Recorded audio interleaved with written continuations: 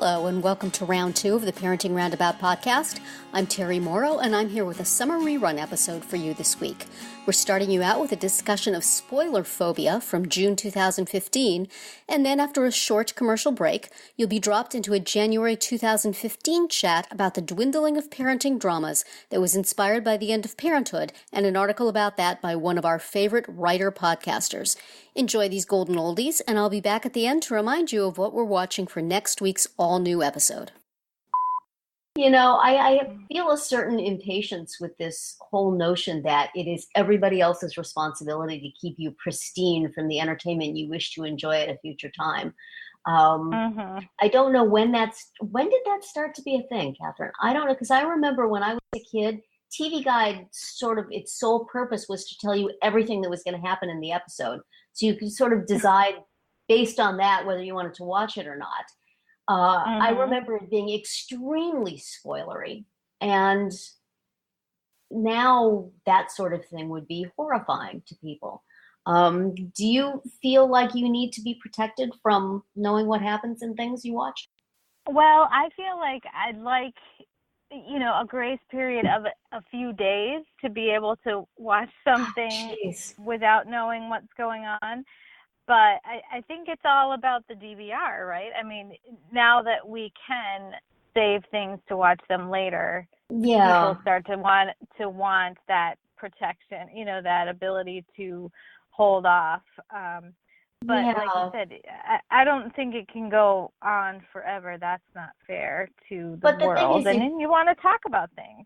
You do. And it's like, if you make the decision to time delay your viewing, then it's on you to not listen or look at anything, stay off social media. It's not other people's responsibility to not talk about things they've seen because it might,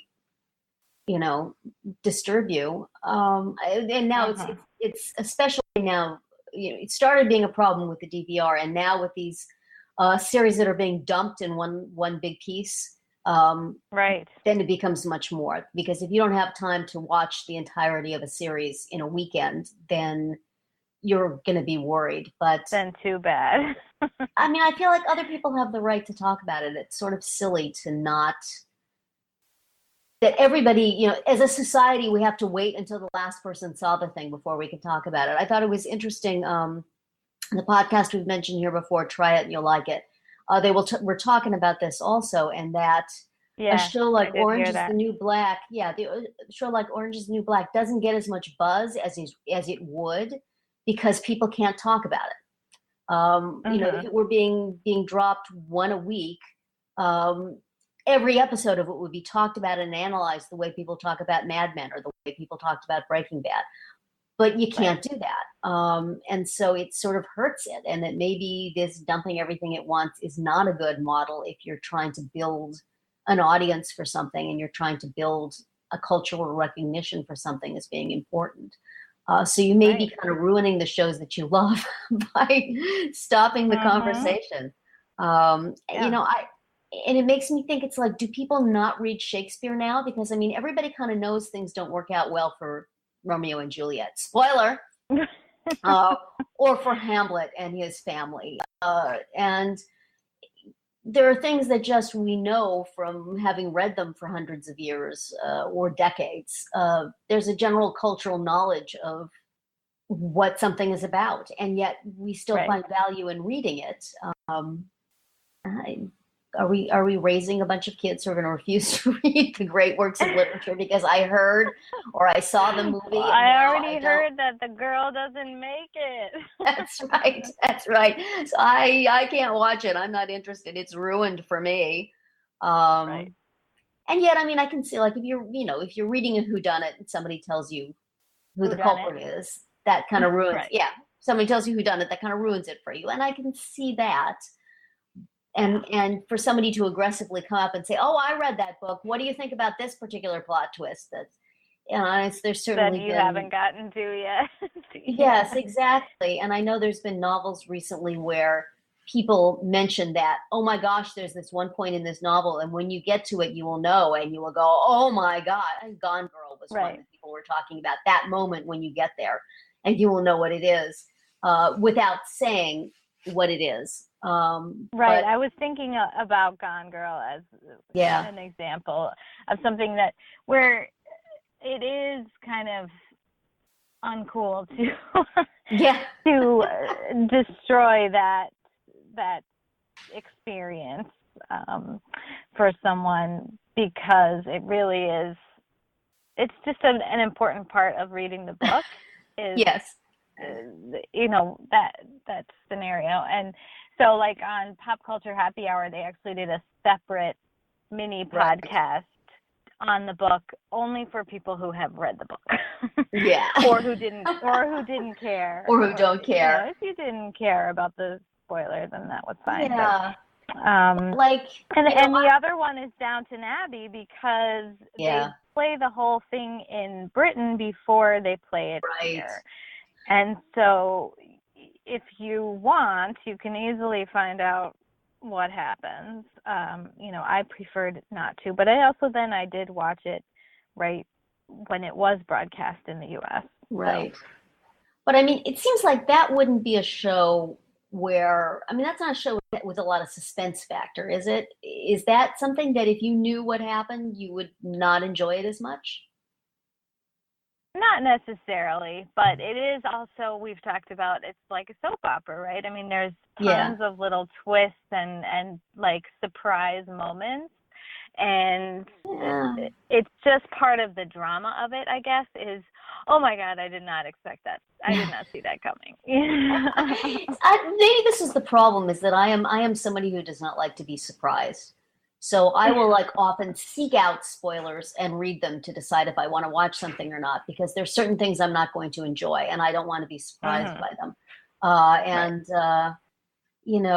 Sporting events too. I mean, you are a figure skating follower, and it used to be so excruciating at the Olympics to watch things and not know if they were going to fall on their face.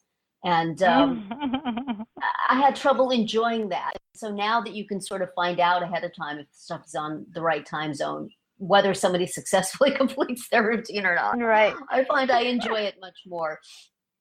Whereas other people I know hate that you can find out who won stuff.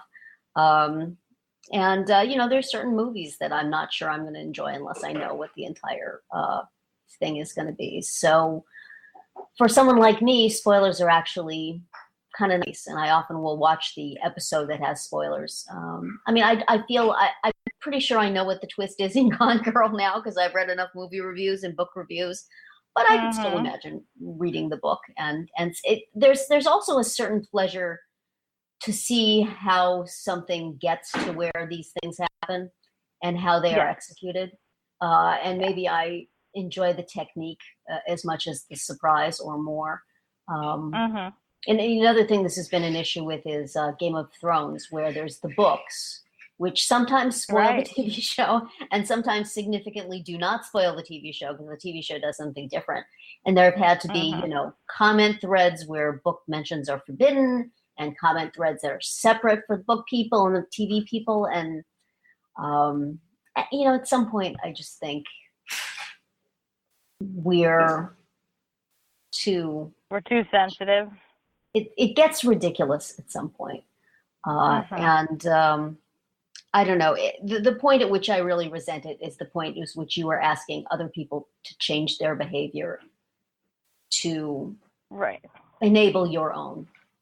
If you take your time watching something, that's on you. Just turn off Twitter. It's like when we were talking about Mad Men. When the Mad Men finale finished, there was a predictable burst of commentary on Twitter. It's coming. Yeah, you do. But then I have like entire seasons of things on my DVR right now. So clearly I am not. But you're not complaining about this.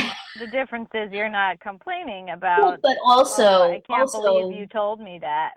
Exactly. I mean, we just watched the finale of NCIS last night, and I had been spoiled quite some time ago that if you watch NCIS and you haven't watched it, turn down your volume now, because I'm going to spoil the fact that Mark Harmon's character gets shot, and it's a cliffhanger that Gibbs is lying mortally wounded on the sand in some I guess they're in Iraq. It's like, gosh, I wonder whether the lead and producer of the show is going to be back next season. I hope he doesn't die. I'm pretty sure about the way a lot of these things turn out. And, you know, a lot of the procedurals that I watch, you can pretty much guess who done it by, all right, who is the recognizable guest star? Or, you know, and a lot of the times I will look up on IMDb and read about the episode so that I kind of so that I can like do work while I'm watching the episode and understand what's going on. So I am the worst kind of TV viewer. It's like, please spoil me so I can copy edit while I'm watching. So I can multitask. Yeah. So everybody, it's safe to tell me how the things I'm watching are going to end. You will not be disturbing me. And not bother Terri. Oftentimes you will turn me away from things like that I know I'm not going to enjoy. Right. So, it's that annoying continuing storyline. Well, I can skip this episode. So, we interrupt this podcast to remind you to please consider the free Radio Public app for all your Parenting Roundabout listening needs. If you listen to our podcast on the app, we'll get paid a little for each listen and more if you listen a lot. It's a great way to financially support our podcast without having to actually spend, money. Now, back to the episode. A writer and podcaster that Catherine and I like a lot, Linda Holmes, wrote on her blog, Monkey See for NPR, about the sort of death of the family drama and the fact that there really aren't that many of them around anymore, and that Parenthood, which was such a fine example of one, never quite got off the ground. And even people who feel they should have watched it and loved it were not really able to engage. And what does that say about us is that we're watching Breaking Bad and Game of Thrones instead, which are, incredibly violent and dark. So that we thought we would chat a little bit about that and about family dramas we have known and loved and what we're watching now and why maybe we're not watching family dramas. And I used to love me a good family drama. That used to be my thing to watch. I remember, when I was a kid watching The Waltons, and this was back when I was a kid, when none of you probably was around. But does anybody here remember The Waltons? Maybe on reruns. Yes, I do. and then in the 70s, I watched Family. My high school boyfriend introduced my mom and I to Family, and we would all sit and watch it together and cry. And I've since got the DVR of it, and boy, is that a 70s series. It just is so rooted in the 70s that I can really not watch it anymore. But, Eight is Enough. And then in the 80s, 30-something was like my thing for a long time. I just loved that show. 30-something. That was, my mother got me a 30-something pin when I finally turned 30 because I was so into it. And it was just... it was like I was like a decade younger. And so it was out of my experience. So it was still sort of a fantasy. This is what it will be like when I am 30 and have friends and children. And then all the great Herskovitz and Zwick stuff that followed that, like My So-Called Life and Relativity, which, does anybody remember Relativity? I was shocked that Linda Holmes remembered Relativity because I thought it was just me. It was like a one-season show with Kimberly Williams, then now she's Kimberly Williams Paisley. It was a young woman who leaves her fiance and takes up a romance with this young man that she meets. And it was emotional. Talking about emotional family dramas, it was emotional. Oh, it was, it was beautiful. It died too soon, but barely remembered. And then Once and Again, which is another one that Linda Holmes mentions and is really the last parenting show that I can remember just adoring and just getting lost in on all the relationships and the emotions. Did any of you watch that one? Is that one that's familiar to anybody? Because not too many people watch that. Fewer people watch that than watch Parenthood, probably. But it was a Cela Ward and Billy Campbell played divorced parents who meet and marry and blend their families. And Rachel Wood was probably the most famous now of the kids. She was a tween then, and Shane West was her brother. And then actress Julia Whelan, who I haven't seen much from since, played the teenage daughter of Cela Ward's character and just had some beautiful story arcs. I was telling Amanda before we started that I was looking online for information about this particular story arc with Eric Stoltz as her teacher. And anybody who's watched this show is now swooning because it was such a spectacular story arc. And Linda Holmes was mentioning that it's not available on DVR anywhere. It's not, you can't stream it anywhere. It is just lost to history, which breaks my heart because I always thought I was going to go back and watch that sometime. But I've since found out this morning that there are YouTube clips and there are fan sites with transcripts from those episodes. So y'all might not hear from me for a couple of days because I'm just going to be speaking over Mr. Dimitri and Grace and what might have been, and just the precipice of an inappropriate romance between a teacher and a student in a way that is not icky. So yeah, I think that's a really good point. I loved that story arc too. Oh, did you? Oh, somebody else watched it than me. Oh my gosh, I loved that show, and I kept thinking this should bother me, but it doesn't. Like it bothers me in a different way. That story arc just laid me out. Yeah. That was incredible. And I just watched the one of the last bits of it where he's in the kitchen drinking wine and she comes in all flushed and he thinks it's because of him, and then he realizes it's because of her stepbrother who she has a crush on, and just watching that clip made me want to just go and look for YouTube clips for the rest of the day. So I will put a link to that on our blog. And so I mean, there was time when I could get lost in family dramas and I would just live from week to week and worry about the people in them and and I'm not there anymore. And I don't know what happened, if it was kids or just the quality of them went down. TV in general became less interested in making them. But I mean, I never got into Friday Night Lights, which was a big emotional thing for a lot of people. And I can't really think of any. Brothers and Sisters was another one that came along. And I watched that for a few years because I was getting paid to blog about it. And then once that gig went away, I just, it was just too soapy and silly, and somebody was their sister and then she wasn't their sister anymore so that one of the guys could have an affair with her, and it just got ridiculous. So I don't know, it was very interesting to read Linda's article and think about why I don't watch family dramas anymore and what happened to them and why there's so many procedurals and there's so many really dark, violent, scary things. I mean, my husband is into Criminal Minds and I have to leave the room when that thing is on because I cannot sit and listen to humans suffering. It just seems to be a major motif on that of like 5 minutes of some woman whimpering as somebody is about to kill her. It's like, I don't want that in my brain. Just hearing reviews of Game of Thrones recaps, I hear things that I don't want to hear. So I think the thing that's made the difference to me mostly, at least in recent years, is that I'm constantly multitasking. And I never sit in front of the TV without a computer on my lap, and I'm doing work. And so I can follow a procedural pretty well, but something that I have to just really give 100% of my attention and my heart to, I don't have time for that anymore. And I don't have the brain segment available for that anymore. I can sometimes do it with the sitcoms. There's still a couple of sitcoms that I put everything down and watch on the treadmill, as Catherine and I were talking about the other day. Yeah. But in terms of an hour-long drama where I'm going to have to care about people, I can't do it. And I'm sad. I really would have liked to have loved Parenthood. I love all the actors. I love the creative people behind it. Anytime I've watched it, Mae Whitman has just been fantastic and somebody that I want to watch forever. But, when it comes to Thursday night or whenever it is it's on, I just don't feel the compulsion to watch it. So that's me rambling about TV, which I could do for another 45 minutes. But perhaps you guys have something you want to say. Catherine, tell us about that British emotional family drama that you watch. Yes, the family drama called Downton Abbey. That is the only show that I watch.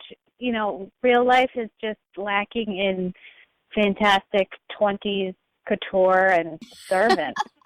So I need to get that on TV.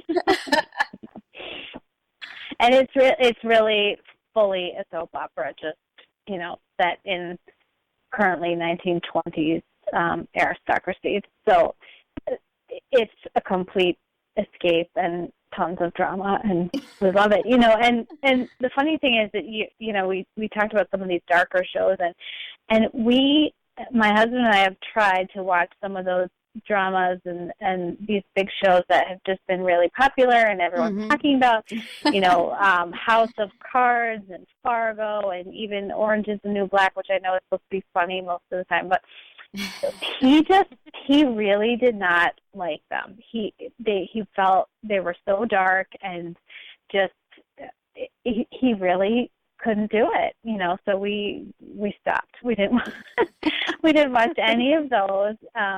We watched Downton Abbey, and then with the kids we watched like Treehouse Nation and Tiny House Nation and fun stuff like that. Yeah. I don't watch any of those dark shows. I read recaps of them. So I feel like I know what's going on, but or listen to recaps. I have some critics podcasts I listen to that have recaps. But, I wonder if this is another thing, maybe for me with the emotional family dramas, is the advent of online recaps, which started with Television Without Pity. Actually, it was Mighty Big TV originally, and then Television Without Pity. And you would get these 20-page, detailed, snarky, sarcastic recaps. And I loved reading those. Oh, they were wonderful when it first came out. Yes, the Television Without Pity recaps of Survivor were amazing.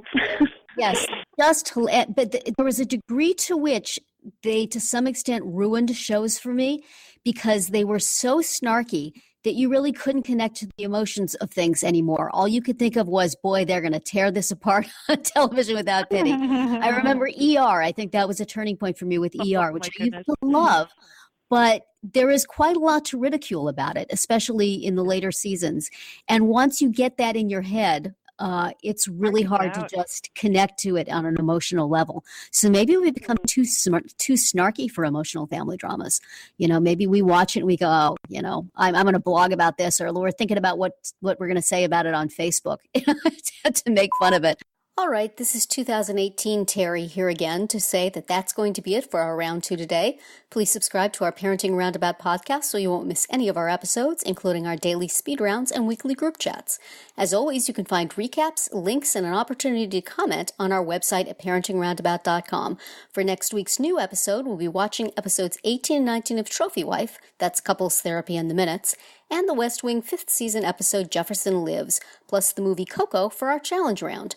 Please join us. And remember that the rest of our episodes this week, which would be speed rounds on Wednesday, Thursday, and Friday, will be new. Just the round 2 is a rerun this week. We're just mixing it up to mess with you. Bye.